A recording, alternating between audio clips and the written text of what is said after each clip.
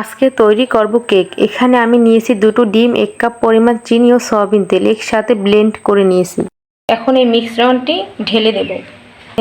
3 cup পরিমাণের আটা দিয়ে দিব, পরিমাণ মতো বেকিং পাউডার। এখন আমি ভালোভাবে মিশিয়ে নেব।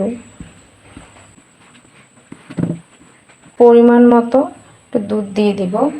আমার কাছে বর্তমানে ভ্যানিলা এসেন্স নাই, সেজন্য আমি এখন এই লেবুর খোসা অ্যাড করব যাতে লেবু ফ্লেভার আসে।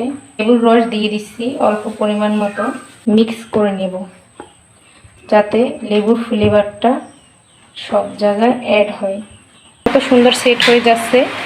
এখন এটার উপর থেকে দিয়ে দিচ্ছি কিছু কিশমিশ, বাদাম কুচি।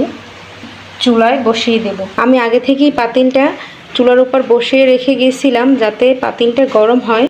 আমি এখন এটার ভিতর তারপর ঢাকনা দিয়ে ঢেকে দিচ্ছি। একটি কাগজ দিয়ে এই ছিদ্রটা আটকিয়ে নেব যাতে গরম ভাপ বাহিরে বের না হয়। এখন শুধু অপেক্ষা কেক হওয়ার। কিছুক্ষণ পর আবার চলে আসলাম। দেখুন আমার কেকটা পুরোপুরি হয়ে গেছে। এখন নামিয়ে নেব। এই যে দেখুন কেকটি আমার ফুলে একদম নরম হয়ে গেছে। আমি এখন পিস পিস করে কেটে নেব। আপনারাও চাইলে বাসায় এরকমের নিজ হাতে কেক তৈরি করে খেতে পারেন।